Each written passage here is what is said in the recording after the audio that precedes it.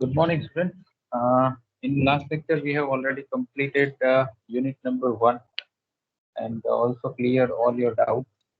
Now, today we will discuss about unit number 2, uh, that is data system architecture. આપણે unit 2 થી start કરવાનું છે આજે. Unit 2 નું નામ છે data system architecture, database system architecture. તો થોડું યુનિટ 1 વિશે રિકોલ કરી લઈએ, પછી યુનિટ 2 માં આપણે સ્ટાર્ટ કરીએ. યુનિટ 1 માં આપણે શું ડિસ્કસ કર્યું હતું? જે તમારા બેઝિક ડેટાબેઝ રિલેટેડ ટર્મિનોલોજીસ આવે એ ડિસ્કસ કરી લીધી. ડીએ ડીબીએ શું હોય, એના ફંક્શન્સ અને રિસ્પોન્સિબિલિટી ઓફ ડીબીએ આપણે ડિસ્કસ કર્યું છે. Advantage disadvantage of file oriented system, advantage disadvantage of database management system. આ બધા ટોપિક્સ જે રહ્યા એ આપણે યુનિટ 1 માં ઓલરેડી ડિસ્કસ કરી દીધા. આ યુનિટની અંદર આપણે ડેટાબેઝ સિસ્ટમ આર્કિટેક્ચર વિશે ડિસ્કસ કરવાનું છે. આ યુનિટની અંદર ડેટાબેઝનું આર્કિટેક્ચર કેવી રીતે બને, એના અંદર શું હોય, આના અંદરના આઈએમપી ક્વેશ્ચન્સ જે આવતા જશે હું તમને કહી દઈશ કે આ બધા આઈએમપી ક્વેશ્ચન્સ છે જેના ઉપર તમારે વધારે ધ્યાન આપવાનું છે. બધા ટોપિક્સ જે છે એ આપણે સ્ટેપ બાય સ્ટેપ જોતા જઈશું. તો સ્ટાર્ટ કરું lecture? All are ready? Yes, sir. Yes, sir. Okay. તો યુનિટ 2 માં સૌથી પહેલો ટોપિક છે આપણો સ્કીમા. તો વોટ ઇઝ સ્કીમા? તમને એક્ઝામમાં પૂછાય ડિફાઇન સ્કીમા 2 માર્ક્સમાં. બેઝિક ક્વેશ્ચન છે. જે પહેલા ટોપિક છે સ્કીમા, સબ સ્કીમા અને ઇન્સ્ટન્સ, આ ત્રણેય ક્વેશ્ચન જે છે એ એવી રીતે પૂછાય ડિફાઇન ફોર્મ. જ્યારે પણ ડિફાઇન ના ફોર્મમાં પૂછાય તો આ ક્વેશ્ચન 2 માર્ક્સમાં હોય, ત્યારે તમારે એની ડેફિનેશન લખવાની હોય. સૌથી પહેલો ટોપિક છે schema. The overall design of the database is called database schema. આની અંદર લખ્યું છે કે ઓવરઓલ ડિઝાઇન, જે તમારા ડેટાબેઝ નું સ્ટ્રક્ચર હોય ને એને ડેટાબેઝ સ્કીમા કહેવાય. ઉદાહરણ તરીકે જ્યારે કોઈ નવી બિલ્ડિંગ બનતી હોય, તો એ બિલ્ડિંગ જે બને ને એ પહેલા એનું સ્ટ્રક્ચર નક્કી થાય. તમે જોયું હશે કોલમ્સ અને બીમ થી આખી બિલ્ડિંગ નું સ્ટ્રક્ચર ઊભું કરેલું હોય, અને પછી એના અંદર પાર્ટીશન પાડેલી હોય, વોલ્સ બનાવેલી હોય, અને એ આખું વોલ બની જાય, એનું સ્ટ્રક્ચર તૈયાર થઈ જાય, પછી અંદર બધી જ વસ્તુ ચાલુ થાય. એનું ફ્લોરિંગ હોય, એની ઇન્ટિરિયર ડિઝાઇન હોય, એનું કલરિંગ હોય, પ્લમ્બિંગ કામ હોય, ઇલેક્ટ્રિક કામ હોય, જે પણ બધી જ વસ્તુ છે એના પછી અંદર ચાલુ થાય. પણ પહેલા એનું સ્ટ્રક્ચર ઊભું થાય. તો સ્કીમા એ શું કહેવાય? તમારા ડેટાબેઝ નું સ્ટ્રક્ચર. તો એટલે આની અંદર એવું લખવામાં આવ્યું છે કે the overall design of the database is called database schema.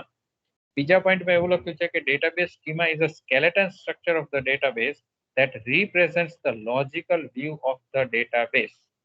હા, તો જ્યારે તમારે કોઈ બિલ્ડિંગ હોય એ બની જાય ત્યારે વોલનું પાર્ટીશન ને બધું થઈ જાય, તો તમે એમાં આઈડેન્ટિફાઈ કરી શકો કે આ ફ્લેટ આ છે, ફર્સ્ટ નંબરનો ફ્લેટ છે, આ સેકન્ડ નંબરનો ફ્લેટ છે, આ ફર્સ્ટ નંબરના ફ્લેટની અંદર અહીંયા કિચન આવશે, અહીંયા બેડરૂમ આવશે, અહીંયા હોલ આવશે, બરોબર? તો આ રીતના પાર્ટ્સ પડી જાય. એવી જ રીતે જ્યારે તમારે ડેટાબેઝ બનાવવાનું હોય તો સૌથી પહેલા એનું સ્ટ્રક્ચર નક્કી થાય. તો સ્ટ્રક્ચર એટલે શું? તો આપણા કન્સેપ્ટની અંદર અહીંયા તમને એક્ઝામ્પલ આપેલું છે સ્ટુડન્ટ ટેબલ, બરાબર? હવે સ્ટુડન્ટ ટેબલનું જે તમને એક્ઝામ્પલ આપેલું છે અહીંયા, બરોબર છે, તો એના અંદર શું આપેલું છે તમે જુઓ કે student name, student ID, course ID, institute name, contact number and email ID. તો આ જે બધી નામ છે that is your column of the table. તમારા સ્ટુડન્ટ ટેબલની કોલમ્સ છે આ બધી. Student name, student ID, course ID, institute name, contact number ને ઈમેલ આઈડી.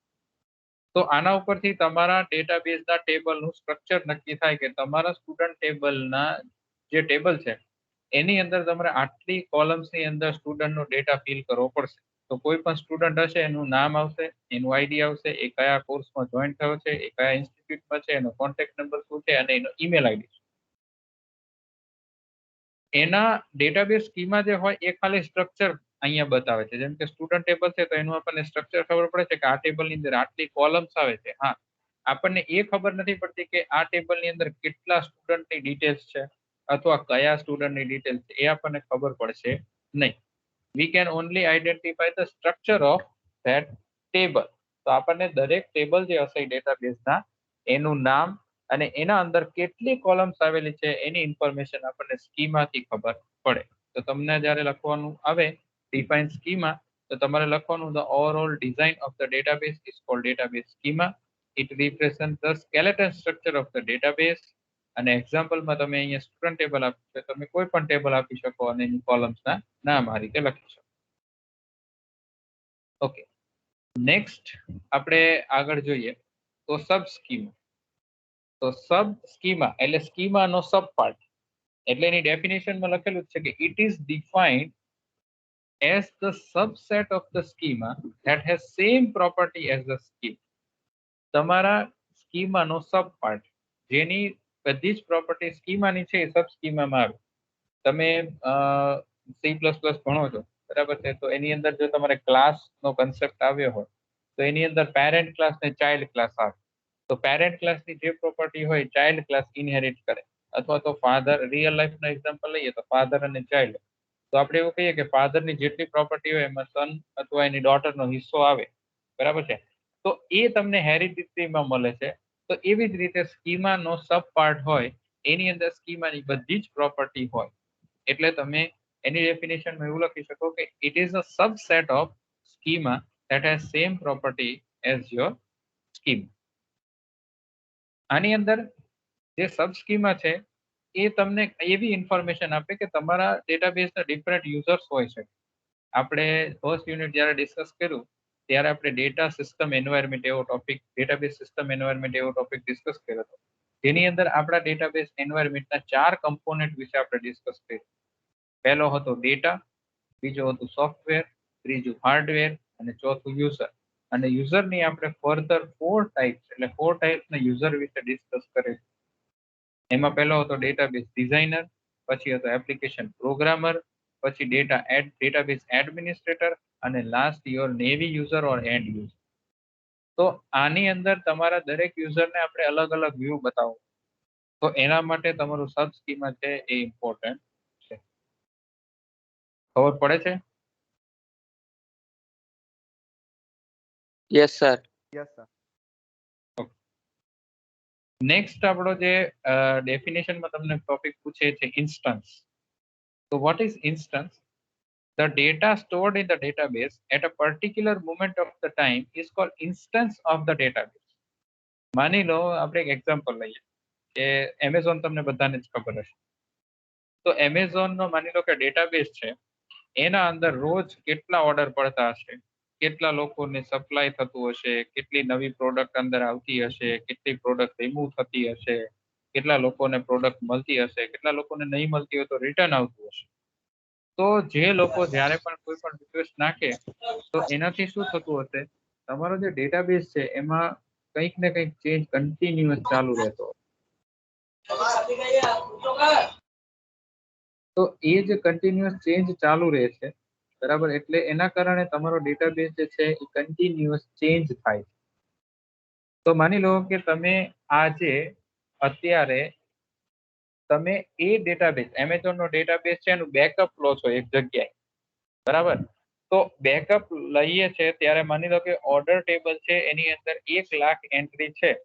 તો આ સમયે 1 લાખ એન્ટ્રી છે, કદાચ નેક્સ્ટ 10 મિનિટ પછી એ વધી જાય, 1,10,000 થઈ જાય, 1,05,000 થઈ જાય. મતલબ એમાં પ્લસ માઇનસ કંઈ પણ થઈ શકે. એ ક્યારે થાય? થોડા સમય પછી. તો ઇન્સ્ટન્સ એટલે શું છે? પર્ટિક્યુલર મુમેન્ટે તમે ડેટાબેઝનું જે સ્ટોરેજ લીધું, બરાબર, એનું બેકઅપ લીધું, ધેટ ઇઝ કોલ્ડ ઇન્સ્ટન્સ. એટલે ડેફિનેશનમાં એવું લખ્યું છે કે the data stored in the database at a particular moment of time is called instance of the database. એટલે તમે સમજો કે તમારી સ્કીમા ડેટાબેઝની એક જ હોય, સ્ટ્રક્ચર હંમેશા એક જ હોય, બરાબર, પણ ઇન્સ્ટન્સ અલગ અલગ હોઈ શકે. કેમ? કેમ કે માની લો કે આ બિલ્ડિંગ બની ગઈ, અંદર લોકો રહેવા આવી ગયા, એ બિલ્ડિંગની અંદર 50 ફ્લેટ છે, બરાબર. તો આજે આપણે જોવા ગયા તો અંદર 10 લોકો રહે છે, 10 ફ્લેટ જે છે એ સેલ થઈ ગયા છે, 40 છે એ ખાલી છે, બરાબર. મહિના પછી ગયા કે 10 દિવસ પછી ગયા તો એવું બને કે અંદર 15 ફ્લેટમાં લોકો રહેતા હોય અને હવે 35 જ ખાલી છે. ઓકે, તો આ 50 ફ્લેટની અંદર શું થયું કે 50 ફ્લેટ છે એની અંદર પહેલા આપણે જોયું ત્યારે 10 ફ્લેટમાં લોકો રહેતા હતા, થોડા સમય પછી ગયા 5 દિવસ પછી તો 15 ફ્લેટમાં લોકો રહેતા. તો હવે 35 ખાલી રહ્યા, પહેલા 40 ખાલી હતા.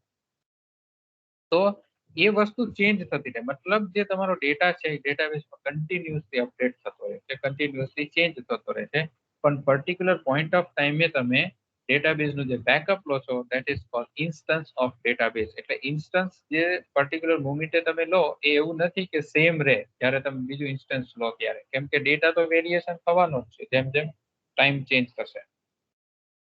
ઓકે, તો તમારે આની અંદર લખવાનું ઇન્સ્ટન્સમાં the data stored in the database at a particular moment of time is called instance of data. અહીંયા એક એક્ઝામ્પલ આપેલું છે જેમ આપણે ડિસ્કસ કર્યો એ રીતે કે એક સ્ટુડન્ટ ટેબલ છે, એની અંદર માનો કે 100 રેકોર્ડ છે. તો આ જે ઇન્સ્ટન્સ તમે લીધું ડેટાબેઝ તો એની અંદર 100 રેકોર્ડ છે. પછી થોડા સમય પછી એની અંદર 100 રેકોર્ડ બીજા એડ થયા, 100 રેકોર્ડ બીજા એડ થયા. તો કાલે એવું જ્યારે આપણે ઇન્સ્ટન્સ લઈશું તો કાલે એ ટેબલના 200 રેકોર્ડ, જે મેં તમને એક્ઝામ્પલ આપીને સમજાવ્યું. હવે ઉપર જે આપણે વસ્તુ ડિસ્કસ કરી એનું ડિફરન્સ છે સ્કીમા અને instance. So schema is the overall logical design of the database, whereas instance is a collection of data stored at a particular moment of time. Schema include table name, column name, data type, size of columns, various constraints at logical level. Constraints એટલે rules. Okay, આના ઉપર આખો આપણે chapter discuss કરવાનો છે. Constraints means rules. તો શેના rules? Column ની અંદર તમે જે વેલ્યુ ઇન્સર્ટ કરો છો ને એના rules. For example mobile number છે તો 10 ડિજિટનો જ હોવો જોઈએ, પિનકોડ છે 6 ડિજિટનો જ હોવો જોઈએ, એના અંદર તમારા એલ્ફાબેટિક વેલ્યુઝ ના આવવી જોઈએ. તો આ બધા રૂલ્સ કહેવાય જે આપણે ડેટાબેઝમાં ડિફાઇન કરી શકીએ. Instance include the actual data or information stored in the table in the form of different records or rows. ઇન્સ્ટન્સમાં તો એકચ્યુઅલ ડેટા જ આવવાનો. Schema change ઇનફ્રીક્વન્ટલી. સ્કીમા એટલે જે સ્ટ્રક્ચર છે એમાં ચેન્જ ક્યારેક જ આવે, રેર કેસમાં સ્કીમામાં ચેન્જ આવે, પણ ઇન્સ્ટન્સ તો ફ્રીક્વન્ટલી ચેન્જ થાય છે કેમ કે કન્ટિન્યુઅસ તમે તમારો ડેટા છે એમાં ચેન્જ આવે છે. સ્ટ્રક્ચર ચેન્જ કરવા માટે ક્રિએટ, ડ્રોપ, ટેબલ જેવી કમાન્ડનો યુઝ કરવાનો હોય, ત્યારે ઇન્સ્ટન્સની અંદર ઇન્સર્ટ, અપડેટ ને ડિલીટ જેવા ઓપરેશનનો યુઝ થાય.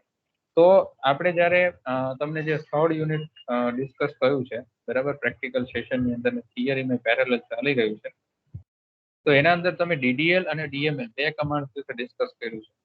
તો ડીડીએલ કમાન્ડ જે છે એ મેં એવું કીધું હતું કે સ્ટ્રક્ચર ઉપર કામ કરે, જ્યારે કે ડીએમએલ કમાન્ડ છે એ તમારા ડેટા ઉપર કામ કરે. એટલે ડીડીએલ કમાન્ડ જે રહી એના અંદર ક્રિએટ, અલ્ટર અને ડ્રોપ કમાન્ડ આવે છે જેનાથી તમારું સ્ટ્રક્ચર બદલી શકે. એટલે સ્કીમાની અંદર ક્રિએટ, ડ્રોપ, ટેબલ એવી કમાન્ડ્સનો યુઝ થાય જો સ્ટ્રક્ચર બદલવું હોય તો.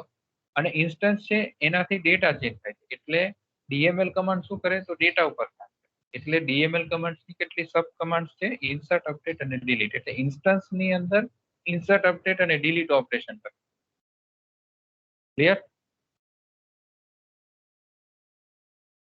Yes, sir. ઓકે, હવે આપણો જે નેક્સ્ટ ટોપિક છે એ બહુ જ ઇમ્પોર્ટન્ટ છે. આમાં બહુ ધ્યાનથી જ જોવાનું છે અને આના ક્વેશ્ચન એક્ઝામમાં આવે જ છે. એક્ઝામ પોઈન્ટ ઓફ વ્યૂથી આપણે તૈયારી નથી કરવાની, બટ આ આપણા ટોપ સિલેબસનો પ્લસ તમારે ફ્યુચરમાં કામ આવે એવું છે. Explain 3 levels of ANSYS Spark database architecture, or question એવો હોઈ શકે એક્સપ્લેન 3 લેવલ ડેટા એબ્સ્ટ્રેક્શન. હવે ANSYS Spark આર્કિટેક્ચર શું હોય? એટલે ડેટાબેઝનું જે આર્કિટેક્ચર છે એનું તો પહેલા નામ એવું છે ANSYS Spark આર્કિટેક્ચર, બરાબર. અને એની અંદર 3 લેવલ છે. એટલે ક્વેશ્ચન એવો પૂછવામાં આવ્યો છે કે explain 3 level ANSYS Spark database architecture or 3 level data abstraction. તો એના વિશે ડિસ્કસ કરી લઈએ.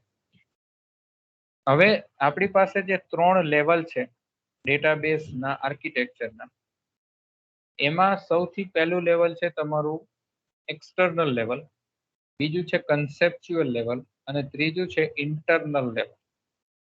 પહેલું છે એક્સટર્નલ લેવલ, બીજું છે કન્સેપ્ચ્યુઅલ લેવલ અને ત્રીજું છે તમારું ઇન્ટરનલ લેવલ. હવે હું ત્રણેયના તમને સિનોનિયમ નામ કહી દઉં. એક્સટર્નલ લેવલનું બીજું નામ છે વ્યૂ લેવલ. એક્સટર્નલ લેવલનું બીજું નામ શું છે? View level. કન્સેપ્ચ્યુઅલ લેવલનું બીજું નામ છે લોજિકલ લેવલ અને ઇન્ટરનલ લેવલનું બીજું નામ છે ફિઝિકલ.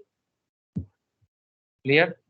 એક્સટર્નલનું બીજું નામ કયું છે? View level. કન્સેપ્ચ્યુઅલનું બીજું નામ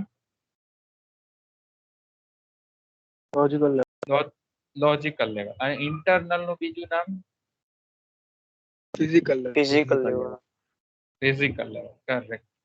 તો આ 3 લેવલ છે. એટલે તમારો જે ડેટાબેઝ નું આર્કિટેક્ચર છે એ આ 3 લેવલમાં ડિવાઈડ કરેલું છે. હવે આવું કેમ જરૂર પડી અને આપણે આવું કેમ કર્યું અને દરેક લેવલ જે છે એ શું રિપ્રેઝન્ટ કરે છે એ વિશે ડિસ્કસ કરીએ. હવે તમને આને એક ફિગર દેખાતી હશે. આ ફિગરની અંદર નીચે એક કન્ટેનર મૂકેલું છે, એટલે સિલિન્ડર બતાવેલું છે. એ સિલિન્ડર ની અંદર એવું લખ્યું છે વાયોલેટ કલરનું ડેટાબેઝ અને બાજુમાં લખ્યું છે ફિઝિકલ ડેટા ઓર્ગેનાઇઝેશન. તો આ તમારો મેઇન ડેટાબેઝ છે કે જ્યાં તમારા ડેટાબેઝના ટેબલ્સની બધી જ ઇન્ફોર્મેશન કે મલ્ટિપલ ટેબલ્સ અને એની અંદર મલ્ટિપલ કોલમ્સ અને એ કોલમ્સની અંદર મલ્ટિપલ ડેટા, એ બધી જ વસ્તુ અહીંયા એક કન્ટેનરમાં મૂકેલી છે. એટલે તમે એવું વિચારો કે એક બોક્સ છે, એની અંદર આપણે બધી જ ઇન્ફોર્મેશન બોક્સમાં મૂકેલી છે. હવે આ લેવલ્સને હું કન્સિડર ના કરું, બરાબર છે, અને કોઈ પણ યુઝરને એમ કહું કે આ બોક્સ તમે એક્સેસ કરી શકો છો, બરાબર, તો કોઈ પણ માણસ આવશે એ બોક્સ ની અંદરથી જે એને ઇન્ફોર્મેશન જોતી હશે ને લઈ લેશે. આપણો એના ઉપર કોઈ કંટ્રોલ રહેશે નહીં. એ પર્સનને આપણે માની લો કે એક એક્ઝામ્પલ લઈએ, જેમ કે બેંક છે, તો એક બેંકના કેશિયરની રાઇટ્સ અને એક બેંક મેનેજરની રાઇટ્સ ક્યારેય સેમ ના. એવી જ રીતે તમે કોલેજના એક્ઝામ્પલ લઈ લો, કોલેજના પ્રિન્સિપાલની રાઇટ્સ કે કોલેજના સ્ટુડન્ટની રાઇટ્સ અને કોલેજના ફેકલ્ટીની રાઇટ્સ કે હેડ ઓફ ધ ડિપાર્ટમેન્ટની રાઇટ્સ એ ક્યારેય સેમ ના હોય. એમના ડેઝિગ્નેશન પ્રમાણે એમને રાઇટ્સ આપવામાં આવે. તો એના કારણે આપણે શું કરવું પડે છે, આપણા ડેટાબેઝને આપણે અલગ અલગ વ્યૂઝ જનરેટ કરવા પડે છે. જેવો યુઝર જેવી ડેઝિગ્નેશન એને આપણે એટલો જ ડેટા બતાવીશું. એવું નહીં કહીએ કે ભાઈ તમે આ ડેટાબેઝ છે, તમે આમાંથી બધું એક્સેસ કરી શકો, તો પછી કોઈ ઓથેન્ટિકેશન જેવું રહેશે જ નહીં. હા, તમે લોગિન આઈડી પાસવર્ડ આપી દીધું, એનાથી શું થશે કે એ પર્ટિક્યુલર લોગિન આઈડી પાસવર્ડ નાખશે એટલે એ વસ્તુ એક્સેસ કરી શકશે, પણ અંદર બોક્સની અંદરથી તો ગમે એ વસ્તુ એને કામની નહીં હોય તો એ ઉઠાવશે. તો એના કારણે આપણે આ લેવલ્સ બનાવેલા છે. હવે સૌથી પહેલું છે તમારું, નીચેથી સ્ટાર્ટ કરો તો ઇન્ટરનલ સ્કીમા એટલે ઇન્ટરનલ લેવલ.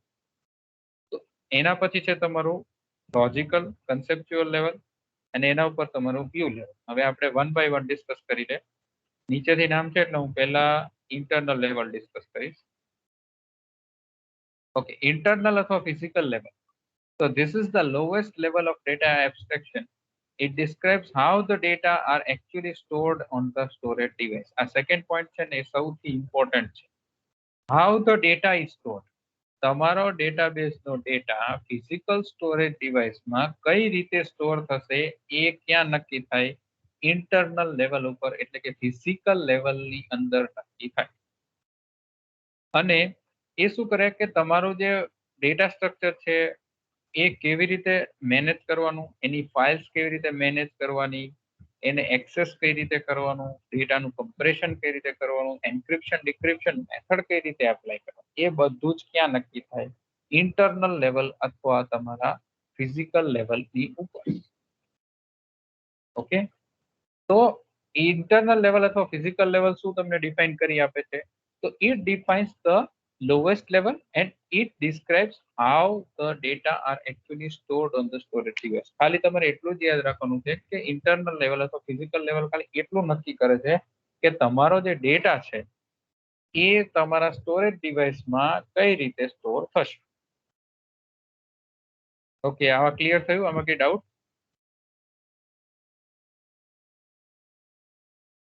નો સર.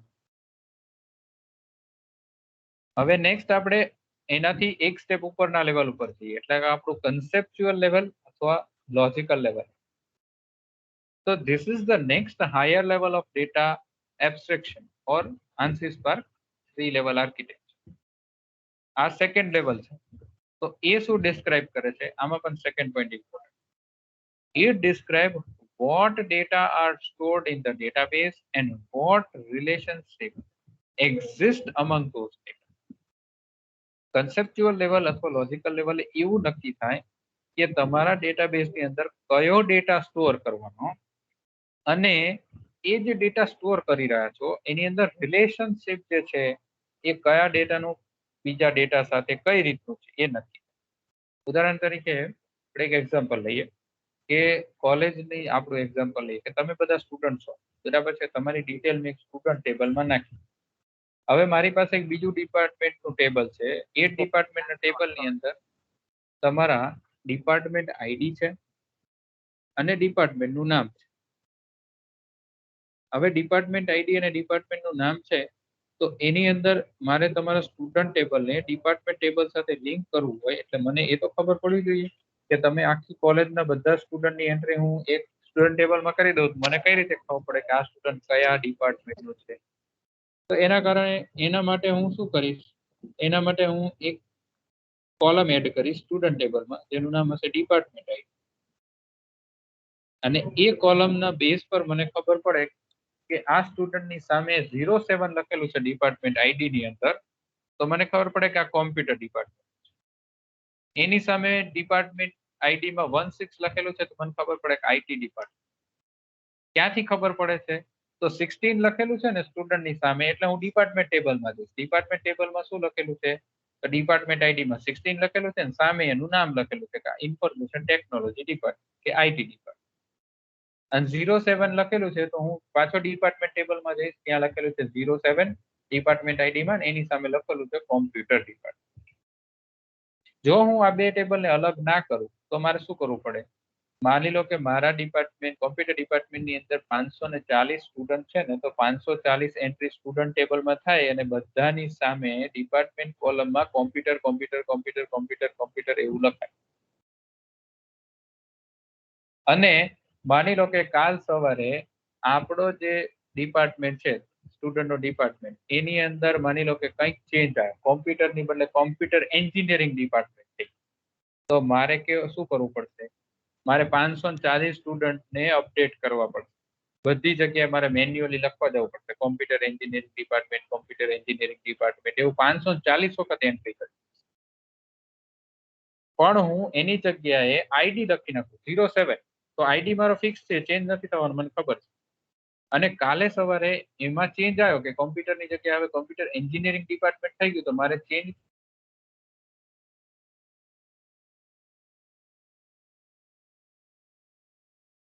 આટલું જ લખવાનું, બીજો કોઈ જ ચેન્જ નહીં.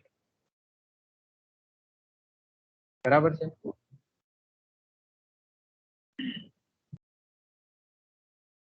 તો આ વસ્તુ જોવાની થાય. તો લોજિકલ લેવલ આ રીતના રિલેશન બતાવે કે બે ટેબલ વચ્ચેનું રિલેશનશિપ કઈ રીતે છે. આનું બધું ડિસ્કશન આપણે ઇન્ટિગ્રિટી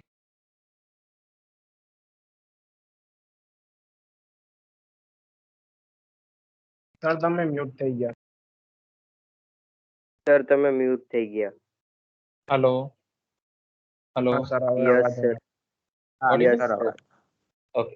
તો જે સ્ટુડન્ટ ટેબલ જે છે અને તમારું ડિપાર્ટમેન્ટ ટેબલ છે, એના વચ્ચે જે રિલેશનશિપ છે, બરાબર, એ કઈ રીતે નક્કી થાય? કે તમારા સ્ટુડન્ટ ટેબલની અંદર ડિપાર્ટમેન્ટ આઈડી ની કોલમ છે અને તમારા ડિપાર્ટમેન્ટ ટેબલની અંદર પણ ડિપાર્ટમેન્ટ આઈડી કોલમ. તો આ બે વસ્તુ જે છે એના કારણે ડિપાર્ટમેન્ટ આઈડી જે કોલમ છે ને કોમન છે બે ટેબલ, એના બેઝ પર તમે એનું રિલેશનશિપ નક્કી કરી શકો. તો કન્સેપ્ચ્યુઅલ લેવલ અથવા લોજિકલ લેવલ તમને શું ઇન્ફોર્મેશન આપે છે કે તમારો ડેટા ડેટાબેઝની અંદર કઈ રીતે સ્ટોર થાય છે અને એ ડેટાની અંદર રિલેશનશિપ બે ડેટાની વચ્ચે કઈ રીતે હોય છે. Okay, clear? આ લેવલમાં કઈ ડાઉટ?